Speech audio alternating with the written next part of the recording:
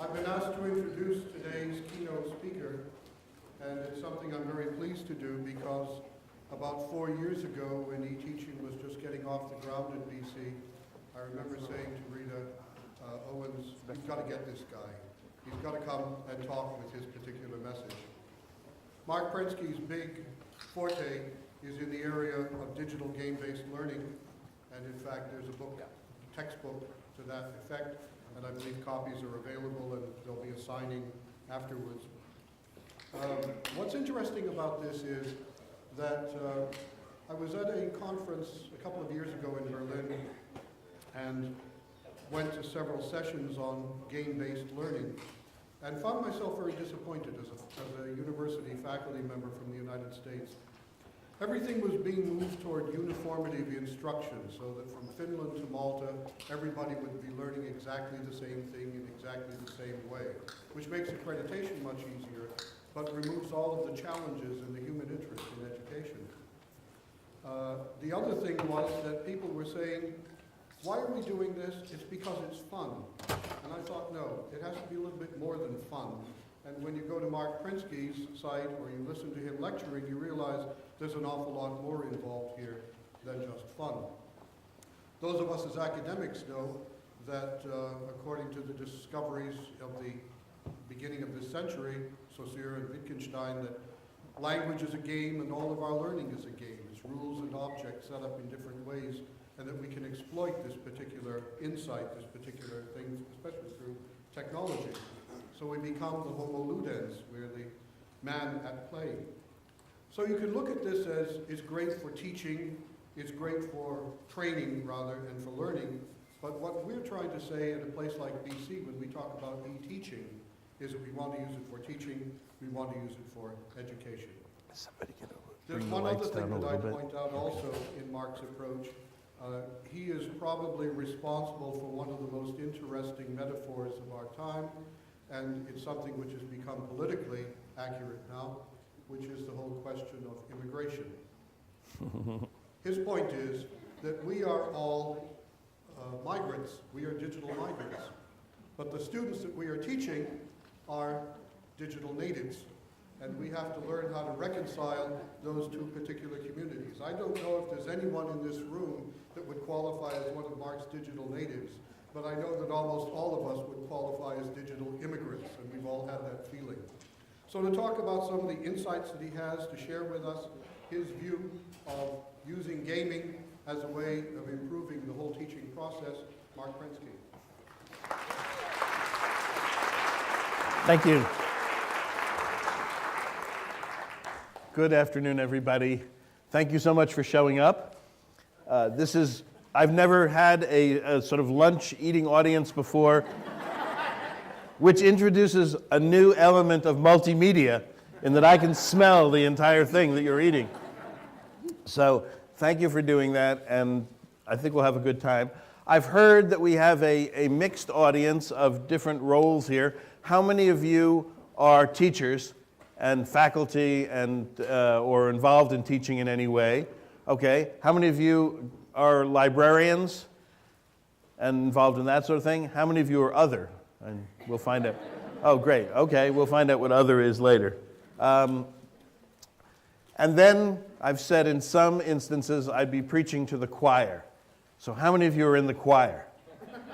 Good. Please stand up and sing.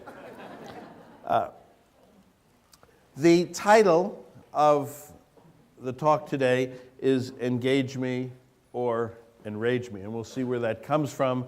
It comes from a friend of mine, actually, who is a teacher. I start out with this because although I have always been involved in education my whole life, I've been a teacher at all levels, I still tutor, I do a lot, I never had my own skin in the game. But now I have Sky, and Sky is a year old, and I'm really interested in working with everybody in the world to make sure that he and his contemporaries get a real 21st century education. Because the reason I waited so long to have a kid is I wanted a 21st century kid. And I got one. So another way we could call this, another name is giving our students what they need to succeed in a 21st century world. And the most important part of that, of course, is doing it before the end of the 21st century. Right? And that, of course, only gives us 94 more years. This is being education. We'd better get started.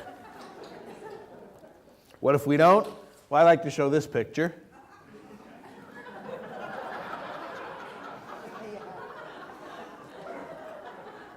And you know, the interesting thing about this is not even so much that they made a mistake, but I don't think they have a clue as to what to do about it. Right? But still, here's something even more interesting. That is not a 21st century problem. That's a 20th century problem, or before. That's a mechanical problem, right, that can lend itself to some kind of a mechanical solution. What are our 21st century problems? It's growth. It's going to be dealing with new things. It's going to be change. That's what's going to be our problem as we go forward. If we think about our lives that we've lived up till now, they've been, in terms of change over time, pretty flat. Yes, we've gone from the, horse to the moon in less than 100 years probably, or around 100 years. But in our personal lives, where we live and what we do, and on our work lives, certainly around in a school, things have not changed really much. Until, of course, the end of the 20th century, when we started getting this digital technology and this e-stuff, and that's what sort of brings us to these things where we realize some change is happening and we'd better get acquainted with it. Well, we're here, but here's what's going to happen from now on. We're going to see change happen exponentially, really, really quickly. And for those of us who haven't, of course, experienced this, it's kind of disconcerting. What about our students? What are they going to see? That's it, right? They will never have known this period of great stability in everything. They will have been used to change from the very first day that they were born. And so that same change that's threatening often to many of us is very empowering to them. And that's something we have to understand. Now, just to give you an idea, this stuff is already happening very quickly. How many of you remember when, in order to do a search, you had to choose from a list provided by Yahoo? Right? That's not too long ago. It's only a few years ago. All of a sudden, Google came along and said, you don't have to choose from our list. Just type in what you want. The entire world switched overnight to Google. The iPod, still people think of it as a great thing. Kids are only interested in the VPod, the video part of it. I looked up MP3 in Google the other day, and the first article that came up was MP3, an obsolescent format. Right? They've moved to WMA and other formats that are coming along that are better. Game Boy, that wonderful Game Boy that sold hundreds of millions of copies, now the kids are playing on totally different machines. So this stuff is working and moving extremely quickly. Here's a quote from somebody recently. Right?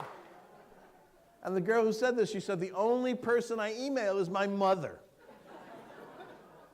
Everybody else says, of course, I am.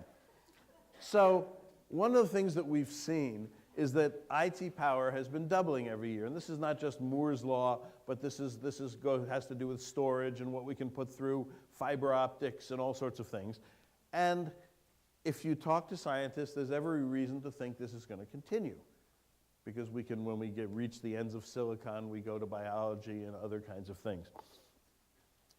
So if that's true, good old Sky, think of him in 30 years, right, getting his PhD, if such a thing still exists, in some subject we probably never even heard of, right? By that time, how much more powerful will IT be than it is today? And since we've got a really fine academic audience here, we'll make it multiple choice. Okay, how many people think it's A? How many people think it's B? C? D? How many people don't think? We'll get back to that. The answer is D. The answer is that Sky and his contemporaries will be working with technology that's 1 billion times more powerful than it is today. What does that mean? We don't even know. How do you calculate it? For those of you who are mathematically impaired, it's 2 to the 30th. But what does it mean? It's hard for us to tell. We could probably say, I would guess, that it means that everything ever written, every book, every movie ever made, every song ever written fits on a chip that's the size of my thumbnail that's probably embedded into my body, and all our students will have access to that. The important thing that I think it means for educators, though, is this. I think that up till now, one of the biggest things, perhaps the only thing, that education has been about is teaching people to solve problems that come up in life or whatever they do with the tools that we have. And every field has its tools that were invented by people we often call geniuses. In math, we have algebra and geometry and calculus. But whatever field it is, engineering has its tools, math, science, literature, every field has its tools. As teachers, we learn to use the tools, whether they're thesis writing or anything else, and then we impart those tools to our students. I think what's going to start happening in the future is we're going to start inventing new tools. And that's what the new technology is going to allow us to do. And that means that both teaching and learning are going to go through some really, really profound changes as we have to invent as we solve the problems. Now, some of us look at this stuff and we ask the question, because you think, hey, we went from the agricultural age to the industrial age. That was a tough switch, but we got there, we rested. Okay, industrial age to information age, tough, but okay, then we can coast for a little bit. But of course, the answer is it won't. There's no destination. We're not heading anywhere on this fast train, and this is my best shot with multimedia here. Sorry about that. But the point is that very few people in education or anywhere else get how much change is going on and coming and how fast it's coming, of course, except for our students. Why? Because their technology changes monthly, right? They have this little thing called the cell phone. It used to make calls, then it sent messages, then it took pictures, then it took videos, which is really mostly what anybody does today. Then it's going to do all sorts of other things and wave it in the air and sensors and diodes and GPS and everything else. So they're used to that kind of change in technology. Now in 30 years, most of us will either be dead or worse, we'll be tenured, right? And we won't have to do much, But the kids that we're schooling today will be very much alive. They're going to be the people who are in their primes, who are getting ready to run the world. So it behooves us to prepare them. That's what we're here in college and universities to do, I think. Now, one of the things that I want to point out to those who are teachers is that these tools in this world of change are coming really fast. Things like blogs and wikis and Wikipedia and podcasting, polling devices to click to see how the audience feels, speed enhancers, cell phones, games, all these things have just appeared in the last few years. And many of them are going to go just as fast. They're going to be fads, like these clickers for voting. Your cell phone will be able to do that in a couple of years. So what's happening is you're getting all these tools that are too fast. They're coming too fast to master. And so there's a real issue, I think, for teachers about how to teach with tools that you can't fully master. So I thought I'd talk about that for a little bit because I have maybe a radical point of view on this. I think that teachers shouldn't waste their time learning to use these new tools. Unless they want to. I have no objection to anybody who wants to learn something to learn it. But the reason the teachers shouldn't be out there learning to blog and learning to podcast and learning to do this themselves, it's because their kids can do that. The students can do that. The students can do it better. The students want to do it. And if you ask them, what they say is, don't try to keep up with the technology you can't, And what I don't like to put down on the paper, they say, and you'll only look stupid.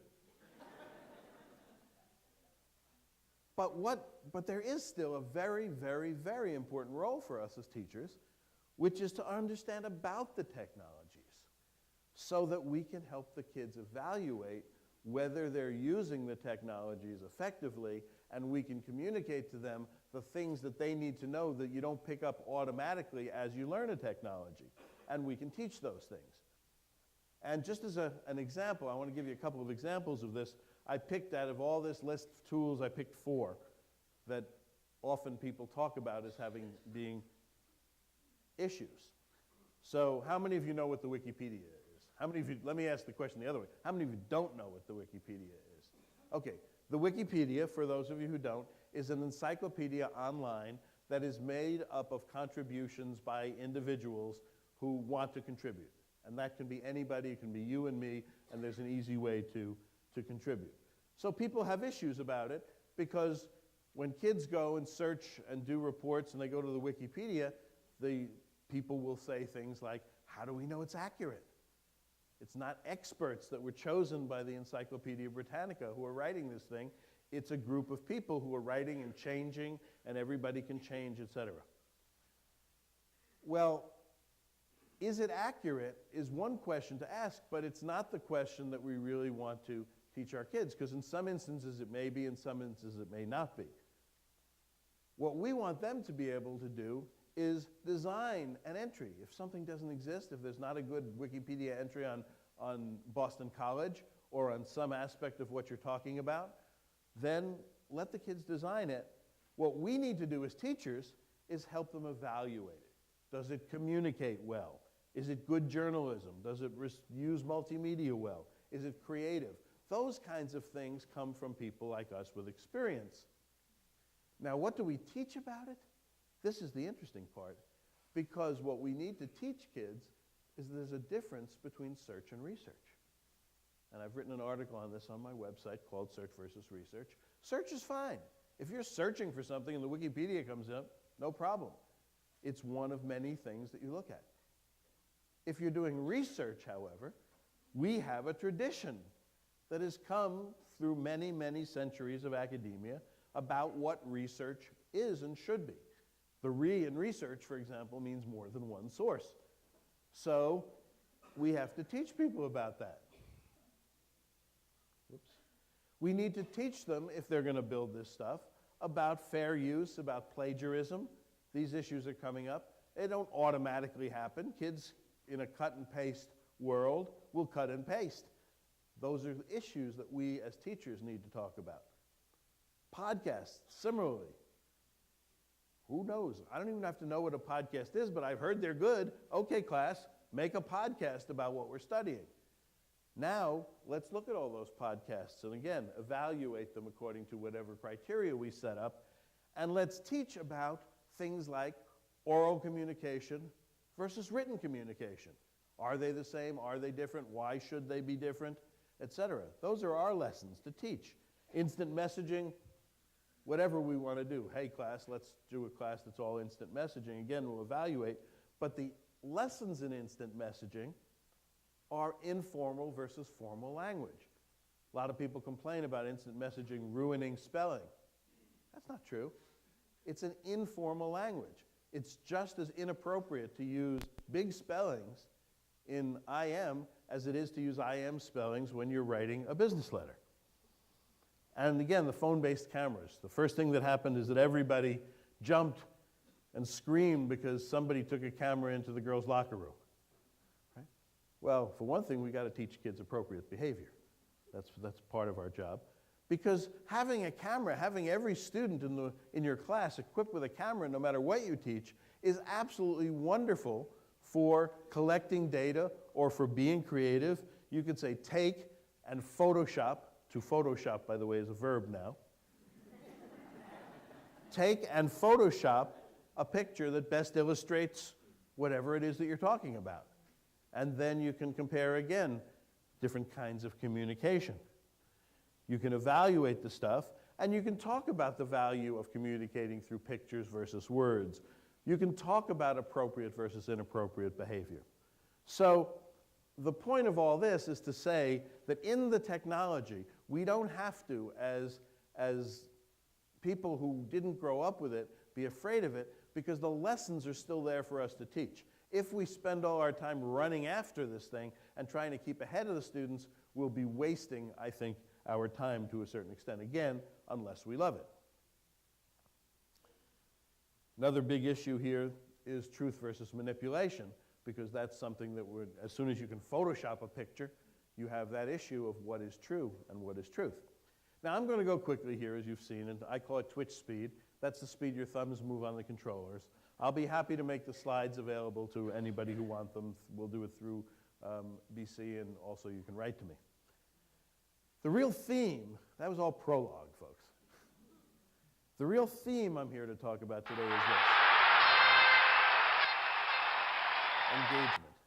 And what I mean by engagement, I'm going to equate that with motivation, passion. They're not exactly the same. We can talk about the differences, but for right now, let's conflate them and think about that. And the reason I'm here to talk about that, and the reason this is so important, is because without it, there's no learning. You can motivate people with a carrot, you can motivate them with a stick, as we did for a long time, but without some form of motivation, there's no learning. But to me, the more interesting part is the opposite, which is that once a learner is motivated, there's no stopping him or her. You can put up any barriers you want, but if somebody wants to learn something, they'll figure it out. That's what's happening in China. That's what's happening in all the places. They go online, they get the content. It may not be the most complete or the best, but they learn from it because they're so motivated to learn, and there's no stopping them. And this is a quote from Nick Negroponte at MIT. Learning comes from passion, not discipline, which is something that I strongly believe. Okay, here's another question. Let's take the world as a whole now. What percentage of the world's population today is under the age of 25? And again, multiple choice. Whoops. Well, we gave that one away, didn't we? Okay, anybody want to guess? Okay, hey, it's 50%. See, I took the load off your shoulders, isn't that nice? It's 50%. And that number actually surprised me. It's not true in the developed countries, it's not true in the US, it's not true, but if you take the world as a whole, 50% of the people are under 25. Now here's another question. And here, as we heard in the introduction, is an even more interesting question. Right? Is there anyone? I'll tell you why this is such an important question. This is the most important one of all. Because if half the world is under 25, and we are trying to design learning for that half of the world, don't you think they ought to be represented? What if we if we cut it the other way, and we said, we're going to design the future world of women, except we're all men, or vice versa? Nobody would take it. Nobody would deal with it. The one big thing that we are going to have to do differently in the future is involve our students in the creation of their own learning. And they desperately want to be involved in that creation, as we'll see. The reason we're having problems, and is there anybody here who thinks we're not having problems in education? Okay. I think it comes down to, I'm going to suggest three things here. The world is changing. How many of you have read Tom Friedman's book, The World is Flat? If you haven't read it, I suggest that you go out and get it, that you buy it.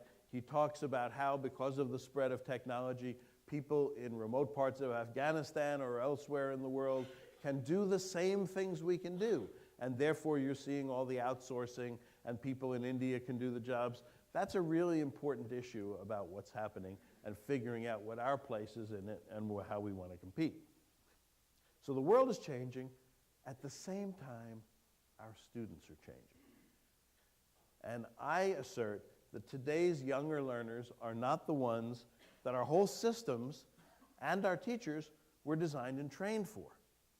Whoops, that's a problem. The kids are different. Why are they different?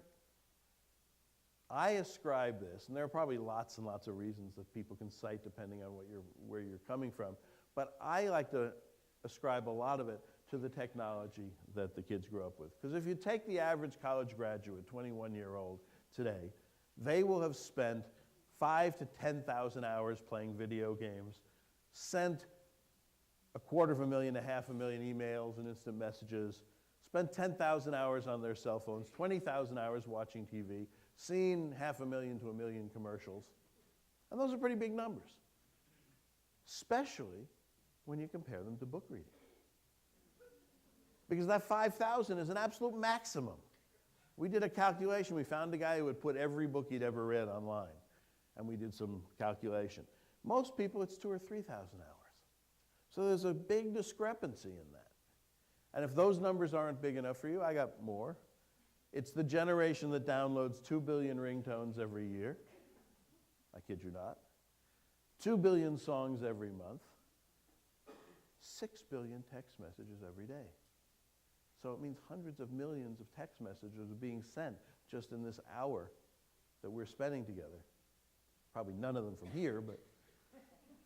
And these, ladies and gentlemen, are what you heard are digital natives. They're the people who grew up with digital technology. We were just talking to a gentleman, he was born in 1981. That's the year the personal computer was first introduced. So kids are saying, growing up saying, I never lived in a house without a computer. I've never not had these things. My kid Sky doesn't have any toys that don't talk to him. They all do something. You can't find a toy that doesn't do something. You know, and his Japanese in-laws ship him Furbies that speak Japanese and all sorts of things. So it's really interesting. What's most interesting about it is this, is that neuroscience has really changed over the past 25 years. And the biggest thing that they've learned is that, unlike what I learned, which was your brain sort of formed by the time you were 3 and you had the same number of cells you were always going to have and you got a few more connections, but that was it. You got Alzheimer's, you died, right? It turns out the brain is massively plastic. And plasticity is the biggest learning that they found, that whatever is going on around the brain adapts to it, especially when that is massive and frequent. So while we haven't yet cut open our digital natives' brains to see how different they are, maybe we should, but we haven't, we can make some assumptions from watching their behavior. And let me suggest a few of these. One is that they move more quickly. And when I say move, I don't mean physically move or twitch or move through space. I mean take in information and make decisions more quickly. Because if you think about it, who in our society used to take in information and make decisions the fastest? It was our race car drivers, our jet pilots. They had to. Now think about it. A 5 or 6-year-old who plays video games is virtually a race car driver and a jet pilot. So they are doing that very same thing, taking in the information and making the decisions, if they're going to do this well, at the age of 5. Step by step, I grew up in the age of the textbook, right? Chapter 1, Chapter 2, Chapter 3. If you wanted to learn anything, you started at Chapter 1, you ended at Chapter last. That's how we teach. Right? God forbid anybody should jump around. You know, prerequisites, all that kind of stuff. How did this generation learn computers and technology? Was there a book? Were there chapters? Of course not. So they tried it. They banged on it. They played with it. They asked questions. They did whatever they needed to do. And through this random access, through this random sort of things, they pulled together an understanding which is better and in many cases more profound than ours. So what they've shown us is that it's possible to learn by random access, and it may even be more fun to learn that way. Clearly, it's the parallel processing, or whatever you want to call it, multitasking generation, right? Any of you who have kids know that they sit at home and doing their homework, earbuds in the ear, television on, and all the windows open, the instant messaging windows. And now that's become bragging rights, right? Some person over there says, yeah, my daughter, when she does her homework, she has 6 windows open. And guy gets up over here, he says, 6? Oh, my daughter has 15 windows open, right? And she's getting A's. But the kids are able to do this. And why are they able to do this better than, say, we can? Because they practiced. It's like anything else where you're doing something, two things at a time for the first time, like using a phone in a car. It's hard the first time, you get better the longer you do it. There are obviously times when you can't do both. But for most things, it works. It's the generation where the relationship between text and graphics has changed dramatically. I grew up, again, in the textbook generation. If you wanted to give information, you presented it as words, text. That was the primary way of giving information. If you had a graphic, it illustrated the text. And that's gone 180 degrees, obviously thanks to TV and other things. Now, if you want to give information, you're best off starting with a graphic. And text typically backs up graphics rather than the inverse. It's a very play-oriented generation. Sesame Street is now 36 years old. They grew up that way. They've grown up with games. Doesn't necessarily mean they're less serious, because what are games about? They're about winning, getting there first, beating the competition, often the same goals that we have in a work-oriented society, but they like it in with a different flavor. And finally, it's the generation that takes its connectivity for granted. Now, we all had connectivity by the telephone. We could, theoretically, have gotten everywhere, but it was synchronous and it was expensive. And so we thought twice before we called people, especially if they were far away. Now, the kids have technology communication, which is synchronous, asynchronous, and free. So it's changed their behaviors in many ways. I correspond with instant messaging with people from Australia and New Zealand all the time. A daughter came home from college, and her mother said, "I got all your old friends together so you could see them from high school." She said, "Mom, I am those kids every day." People have different kinds of connections. And this poor girl, father was telling me, his daughter lost her cell phone, or it broke. And he said he was really busy. He said, "Can't you wait 3 days to get a new one?"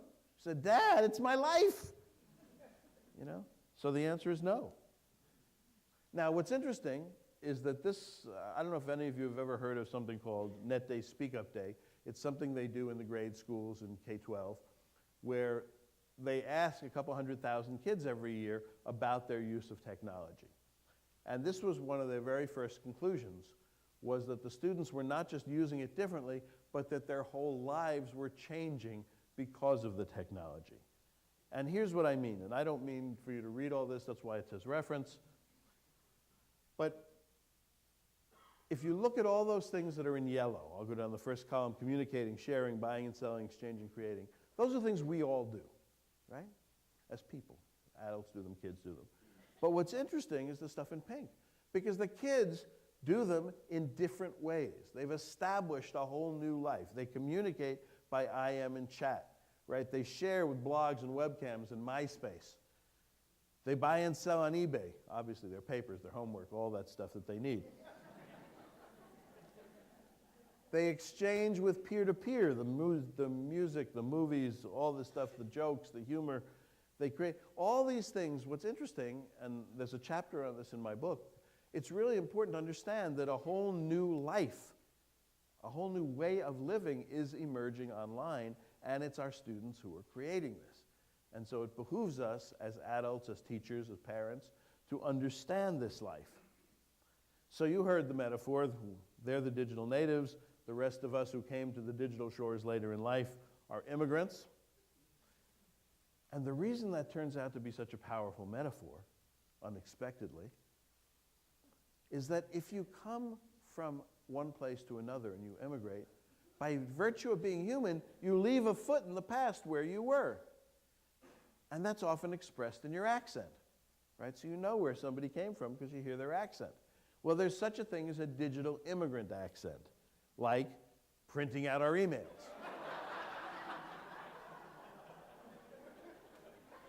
Right? And there's even a thicker version of that accent, which is having your assistant print them out for you. Things like not instant messaging.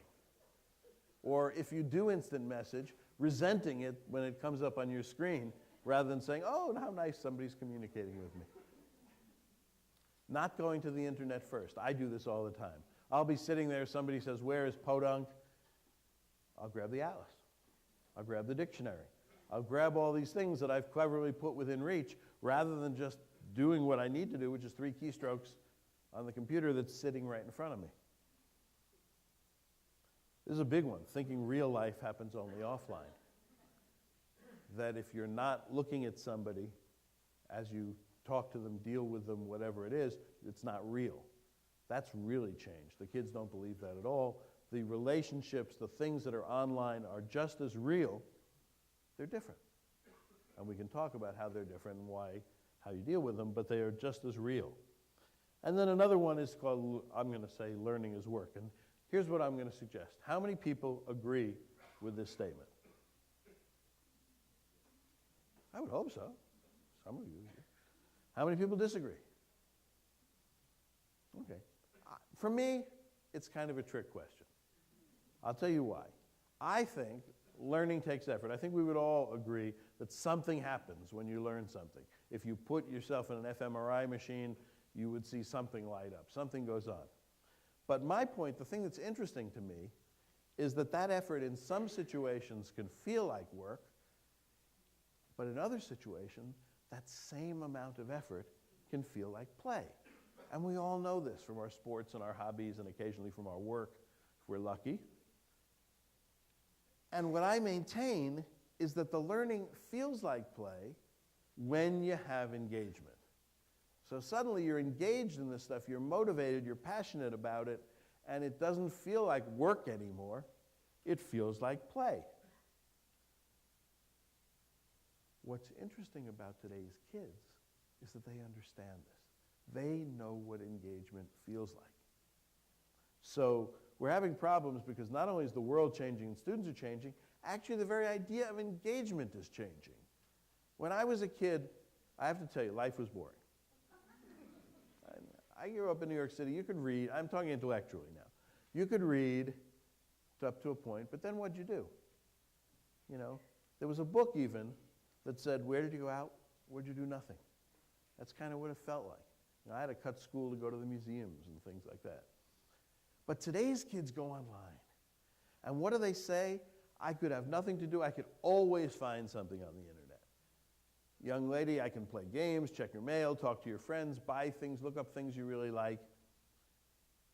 All this stuff that we're talking about happens online. And I think that almost every kid today has something that they are passionate about, that they are motivated to do. It may not have anything to do with their schoolwork. It may be collecting music or lip syncing or who knows. But they know what engagement feels like. And knowing that, they'd like to feel it all the time because we all know that it's a great feeling to have that kind of engagement. They'd especially like to feel it in their education because that's a big part of their world. But, you know, for lots of our students today, and now I'm not talking about Boston College, you understand? Absolutely not. But education is boring. And it feels to them like we're putting depressants in their pizza or whatever it is that they eat. You know? And they tell us this because here's what they say, even with technology, because there's no guarantee that technology by itself is going to be engaging. That's important to remember. But here's what they say. I go to school, I have to power down. And they don't mean their devices, right? They mean their brain. And so we asked some kids, is that really true? Teachers asked them because I had some kids in front of the room. And here's what they say. You know? Not me. So here's the point that I take from this. And this is really important. This is probably the most important thing I have to say today.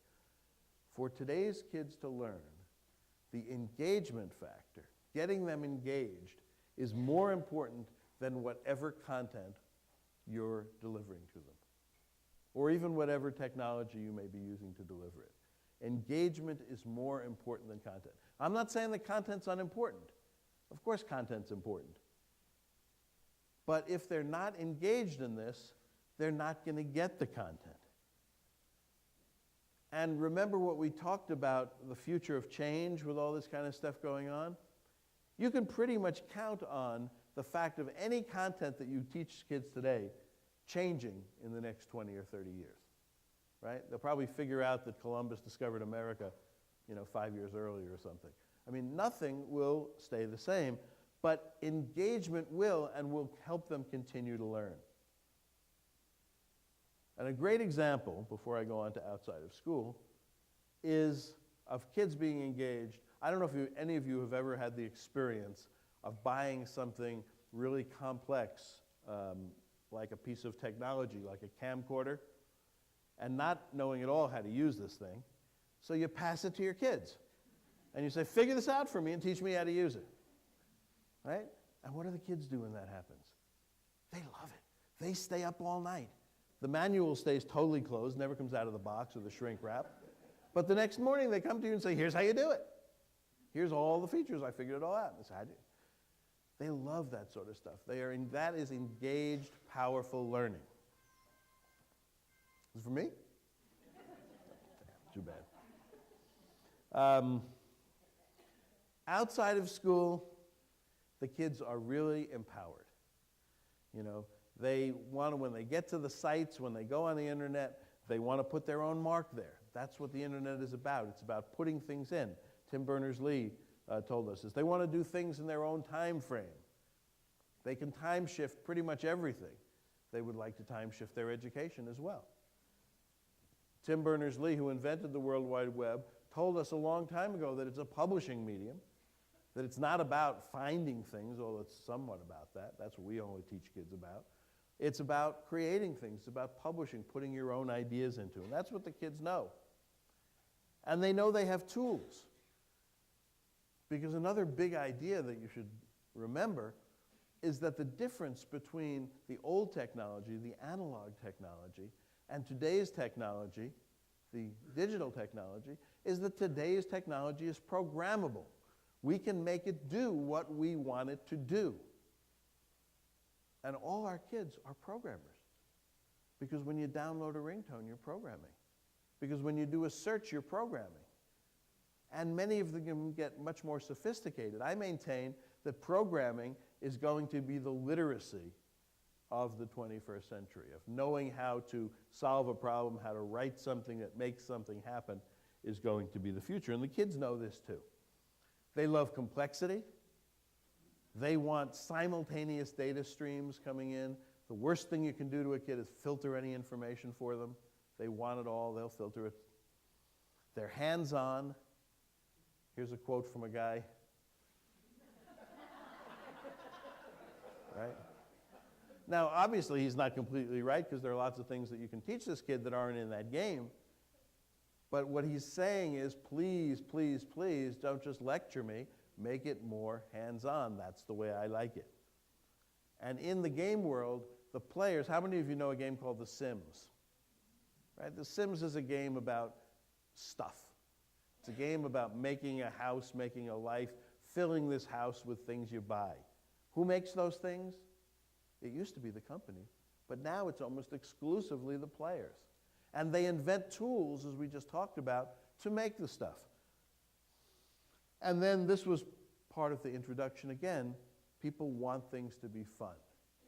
Well, what does that mean in an academic context? You often, if you're in school or I give these lectures, I expect the matron to stand up, as once happened, and say, "We are not here to entertain our students." Right? Okay. But what if this is the definition of fun, which is what one of the game designers says it is? Fun is really just mastering a problem mentally. In the game, you master the game, you get rid of it, you've mastered it, you throw it away, you get a new one. So once this becomes the definition of fun, this is our job, to make things fun for the kids and to cast things into problems that they want to master mentally. Which brings me to this idea that today's students are not ADD, but EOE, which you heard what that means, right? Engage me or enrage me.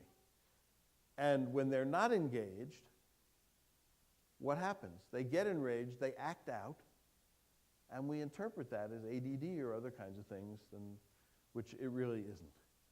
And the interesting thing I think, is that this is true for everybody.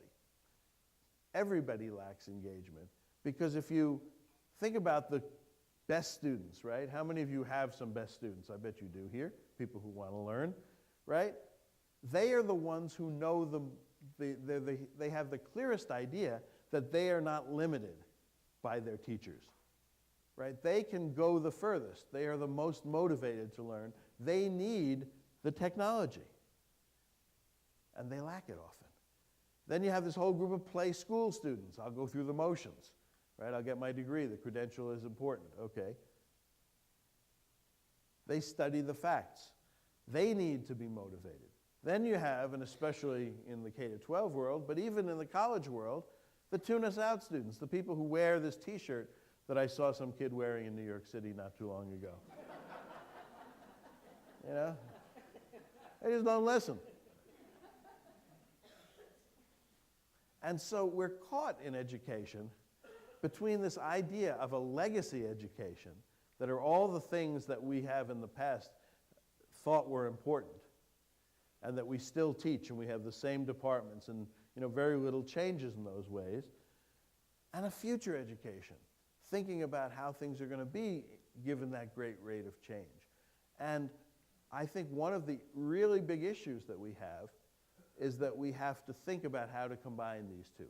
How can we give kids enough future education while still maintaining what's really important to the legacy, but perhaps doing it faster, perhaps shrinking it down, whatever else that is. Kids are looking for 21st century skills. What are those, in my view? Things like programming and knowledge filtering and connectivity and maximizing hardware. They want 21st century knowledge like nanotechnology and bioethics and genetic medicine, neuroscience, and they want it delivered in a 21st century way. What does that mean to them? Things that are powerful and miniaturized, customizable, one-to-one. So often our schools don't have these things, and that's really too bad, but they're trying. What's worse is if they don't really think about the things. Here's a quote from one of the top scientists in America. The computers know more about the interests of the kids than the teachers do. Now, if that's true, that's something we have to do without. To a large extent, I've discovered that educators at all levels disrespect kids. Now, nobody would tell you this, of course. Everybody would maintain, no, no, no, no, no. Of course we respect our kids. But what do we turn around and say to them? Right? We talk about their computer games, and we tell them it's a waste of time. And it's a waste of their brains compared to what we are doing. Well, if that happens, what happens? The kids turn around, and they disrespect the educators. Why? Because if technology is, as I just asserted, the new literacy, heck, the teachers are illiterate. And that's what the kids think. So we better figure out what to do about this, because to a large extent, disrespect around the areas of technology becomes a big part of our problem. Because you're not going to get those students to listen who are wearing that T-shirt unless they think that the teachers respect them. How do you get that? I think one thing we have to really think about as teachers is that we're all learners, and as students that we're all teachers. And we have to figure out ways that we can teach each other and that we can make a common learning environment go on. Second thing is we have to act respectfully, and especially the biggest place where this disrespect takes place, and that's a lot of the topic of my book, is around games. So here we come to the games part.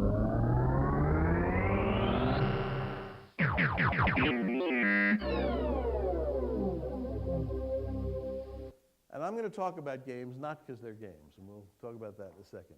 I'm going to talk about games, and I mean computer and video games here, as a paradigm for what an engaging educational system could be. Because if you only listen to the press, of course, you'd think that computer and video games were the worst things in the world for kids. Any of those partisans in the room? Then I really recommend you read the book. The truth is that games produce exactly what we were looking for. learning with engagement. How do we know it? Because the people who play games tell us. They say, I love knowing I'm getting better. When you play these things, you feel yourself getting better. You feel yourself learning. You can see yourself and measure it by going up levels. So the kids play the games not so much because they're games and they have to go out and play. It's because those are the engaging intellectual experiences in their lives. And learning turns out to be the big secret reason that kids play games. And that kids in college obviously play lots of games, and the stories are legion. I skipped the exam to beat the game, et cetera, et cetera. Another important point that we don't have enough of in our school systems is that there's a system supporting these games of reviews, of sites, of fan sites, of magazines, blogs, of a continuous conversation going on, to the point where if a player wants to know anything about any game they're playing, they can go online and know that they can find that answer very quickly. So that's a big part of the learning process. And that's the book. And what it's about is how computer and video games are preparing the kids for 21st century success. And of course, how you can help. One of the things that I'd like to illustrate about games is that complexity makes a big difference. That the games today are very different than the games that I grew up with and perhaps you grew up with, which were mostly little games. Things that you played on a Saturday afternoon, card games, board games. They're what we call mini games today. And you know what? They're trivial. They're not the kind of things you would want to learn anything from, or much. Maybe Monopoly you'd learn a little bit. But the games that the kids play are what I call, for lack of another term, complex games. They're games that take 30, 50, 80, 100 hours to play, that take as much time to play as a Carnegie course, right? That's 40 hours. Kids play more than 40 hours of this game. And they get good and they have to learn many, many skills and many, many things. And I'm going to show you one of these games, because many of you have never perhaps seen them. I'll turn down the sound. This is a game called Dark Age of Camelot. And these people that you're starting to see, these avatars, are part of a clan. And the important thing to understand is that each one of those people, avatars, is played by a different person on a different computer in a different part of the world. And they have all gotten together and they have planned this raid. It's a game about capture the castle, basically. And they have planned this raid on the castle probably for about 2 months. Online, instant messaging, having discussions. Who should be in the front? The warriors should be in the front, the healers in the back. How they're going to do it, what time they're going to do it, how they're going to sneak up. So they're going there. What do you think's happening in the castle? Well, somebody from the other clan is probably online in there. And they suddenly say, oh my gosh, we're being attacked. So they get on their computer and furiously they start instant messaging everybody in their clan saying, get your butts online, we're being attacked. I don't care if you're in class. I don't care where you are. I don't care if you're working. You have to support the clan. So suddenly you have hundreds of people who are participating in this very well-organized kind of thing that is totally organized by the people that are there. And that's the kinds of experiences that the kids are going through.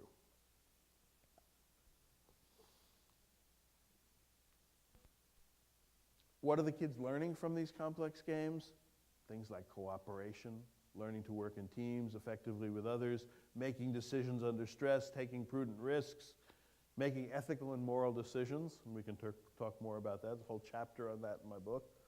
Scientific deduction skills, lateral and strategic thinking, solving difficult problems, persistence, dealing with foreign environments, managing businesses. All these things, very important skills that we would like our kids to learn.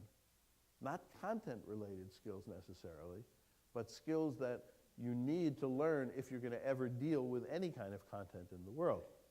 Now, a lot of us think of games, who are not involved with them, and they think, oh my God, yeah, I'd love to use this stuff, but what about the graphics?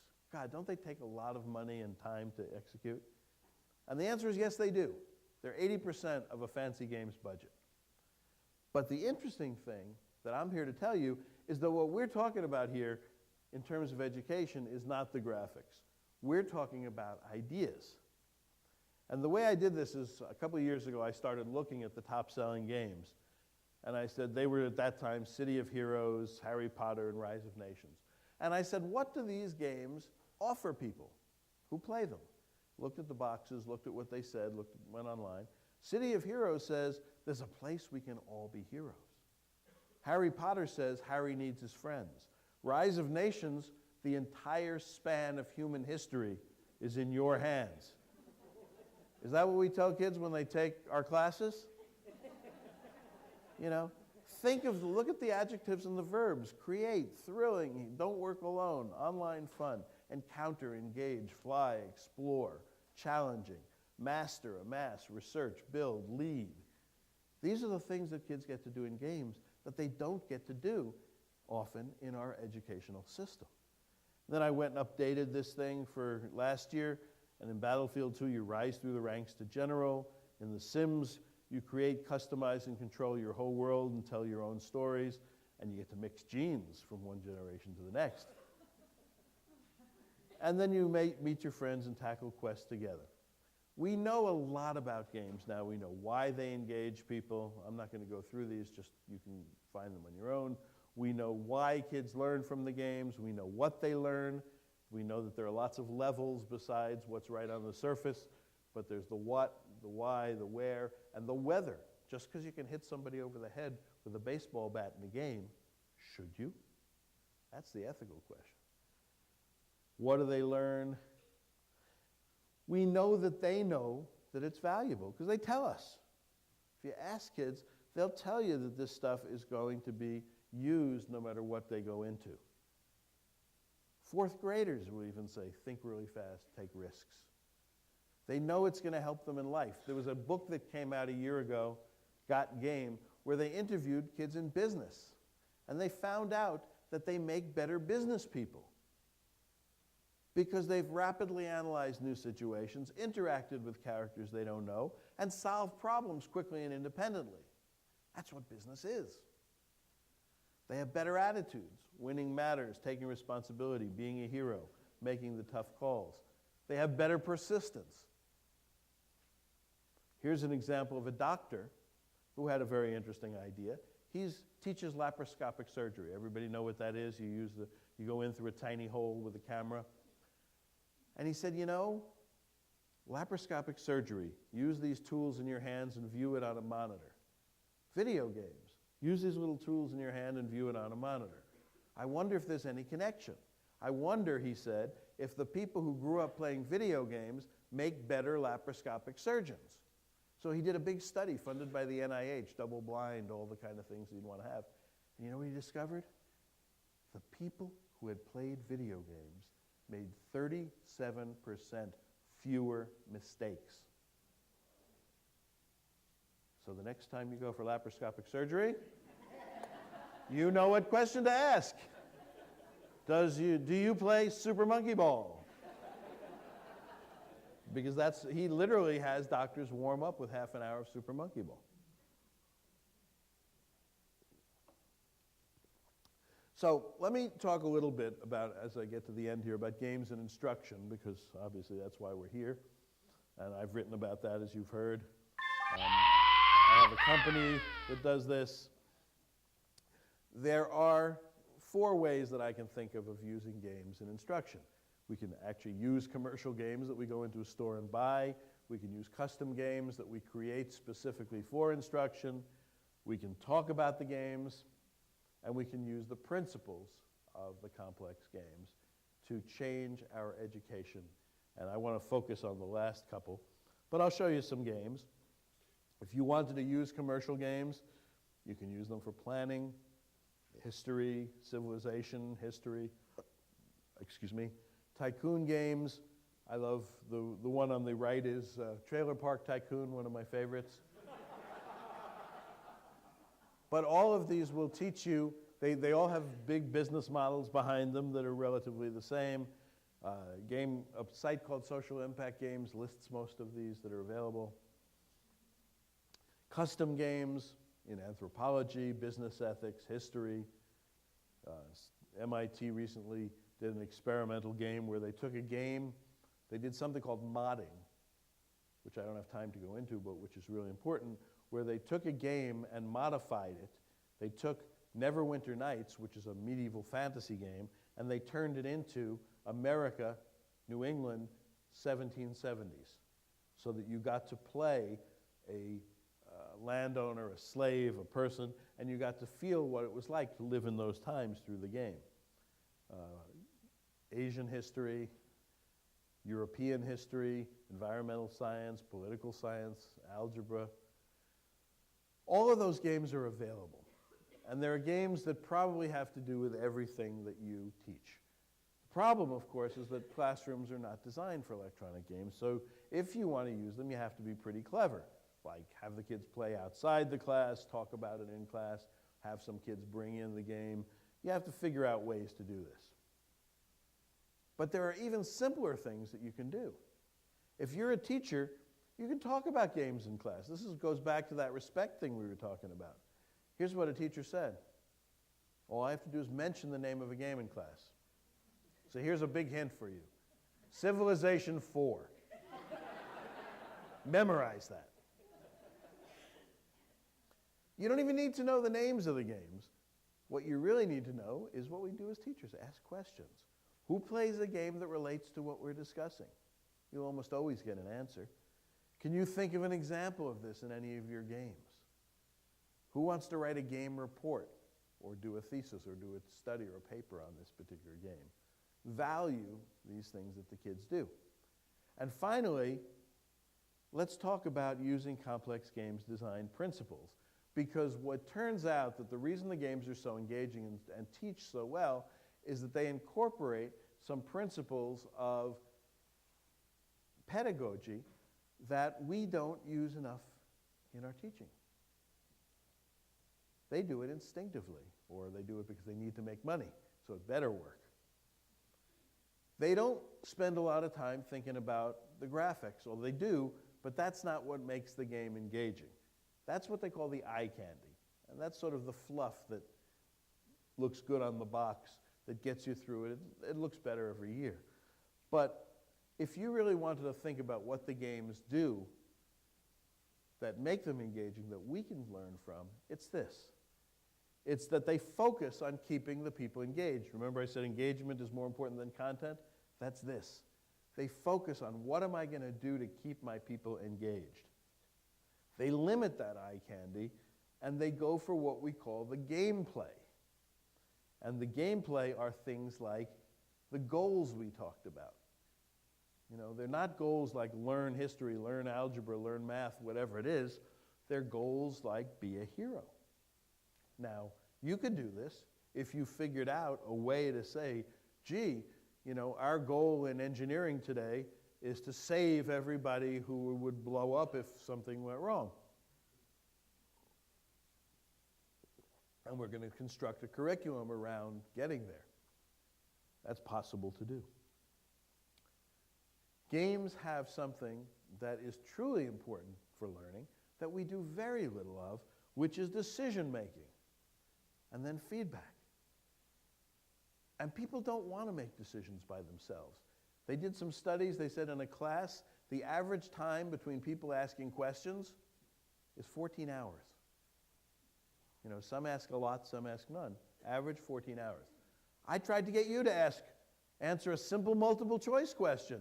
I would say a third of the audience didn't answer, didn't make a decision, or didn't reveal it if you did. In games, we make decisions every half a second, and we give feedback right away. So how can we get more decision making into our learning? That's very important to think about. We have this thing called leveling up. You've probably all heard about it. Mom, I just want another hour. I want to beat the level. Leveling up is the way we get people to practice. Because we say to somebody, gee, if you want to move from level 43 to 44, and it's good to be at 44 because we have a lot of things, nice things for you, go out and kill 1,000 orcs, or whatever it takes in that game. Well, believe me, that's overkill, and you don't particularly want to kill 1,000 orcs. And if somebody said, practice orc killing till you die, you wouldn't do it. But you will do it to get to that next level. Then what we do, and one of the great things about game-based learning, is that it can adapt to every student. We would, if we could, we wouldn't teach people in groups. I call it herding. We'd tutor them, because we know that tutoring is 2 standard deviations better than teaching them in classes. It's just expensive to do. But games do what the good tutors do, in that they keep you in that zone where you know that it's just right to keep trying. If you struggle a little bit more, you'll probably get to where you want to go. But it's still hard and it's still a struggle. And people like to be in that state. That's very motivating to be in that state. Giving somebody just the right next problem, just the right next challenge for them in that situation is extremely motivating. And finally, the way we do this, and something that you could all go back and do tomorrow, is we do it not by theory, but we do it by iteration. And what do I mean by that? I mean this. If I were to make a game about whatever it is, college teaching, perhaps, I would make the game, I'd make a prototype, I'd give it to all of you to play, I'd say play it overnight, come back the next day, okay, we're sitting here, I want to ask you only one question. It's a very technical question. My question is, what sucked? In our business, that's a technical term. I want to know what's wrong with that game. What did you hate? What did you not like? What didn't work for you? And then I'll go back and I'll change that game. Now, how many of you who are teachers come to the end of your class on a regular basis and say, okay, that was my lesson for today. I have another section coming in a little bit. What sucked? Or the equivalent in BC talk. If we don't iterate, if we do what used to happen in my day, which is somebody would write their lecture notes, and those lecture notes would sit there for all time to the point where we could mouth the jokes with the professor, it won't work anymore.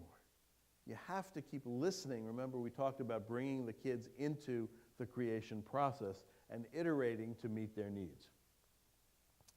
And so we have this thing called gameplay that includes all those things. Teachers, of course, are used to different things than students today. The teachers want the content first, the kids want the engagement first. Teachers use the presentation, kids gameplay, linear stories versus random access, one thing at a time versus multiple data streams, in person versus online. If you move to the right, you get more engagement. On a personal note, that's the only time you'll ever hear me say move to the right.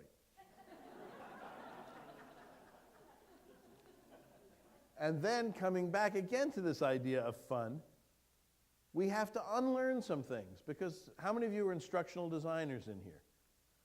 Okay, I'm going to say something nasty now, because we asked a game designer, what happens when you put an instructional designer on the team?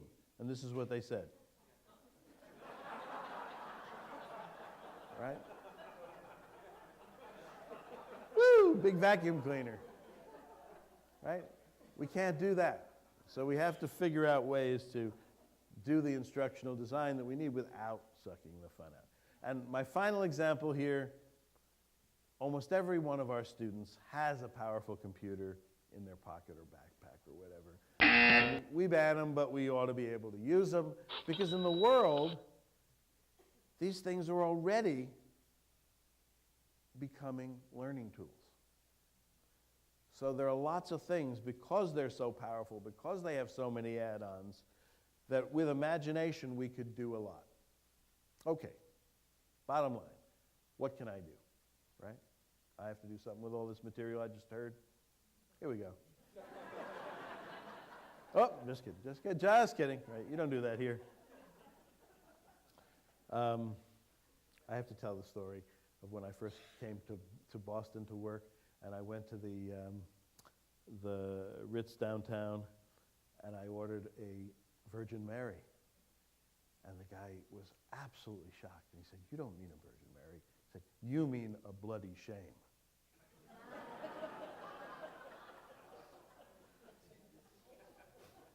So what we can do is adapt new attitudes and behaviors. I mean, in terms of the attitudes, it's that mutual respect thing. It's we're all learners, we're all teachers. Putting engagement first above the content. Laughing at our accents. Studying the students' preferences rather than our own and valuing what they do. In terms of behaviors, creating the goals that are important to the kids, be a hero type goals. Making those decisions, adding that to our instruction. Involving the students, asking them how they do it. Letting them do what they do best, which is use the technology, and we do what we do best, which is understand the things behind the technology, leading the discussion, but including them. We need to share our successes because lots of us do good things. We are engaging our students. We're doing things, but nobody knows about it because it only sticks with your classroom or something like that. It needs to go up on the web. We need to share these things if we're ever going to make any progress. And finally, we need to ask ourselves the hard question. And that's, are my students engaged? Or are they enraged and not listening? So I believe, really passionately, that we can engage our students. That's why I'm here, that's why I'm talking to you, that's why I go around the world. I think we can help them learn, the students of today. Even better, they can engage themselves. What does that mean? Here's an example of 6,000 people who have brought themselves and their computers for a weekend to a place so that they could engage in some game competition. These things happen all over the world. They're totally student organized. And we could be doing this. This could be the entire, I don't know, how many people go to BC?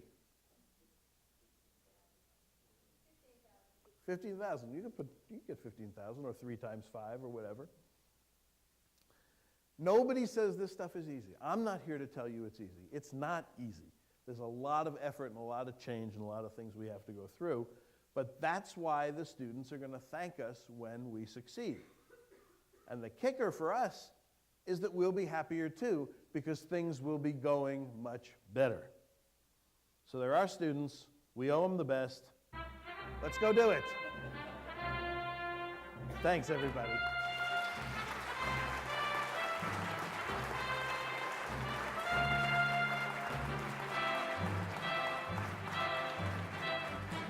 There we go. This is my email. Please feel free to share your thoughts, some of the websites. I'd love to make this into a two-way conversation virtually as we go, and I'm going to be signing some books. And if you have any questions, I'd be happy to answer them. Thanks again.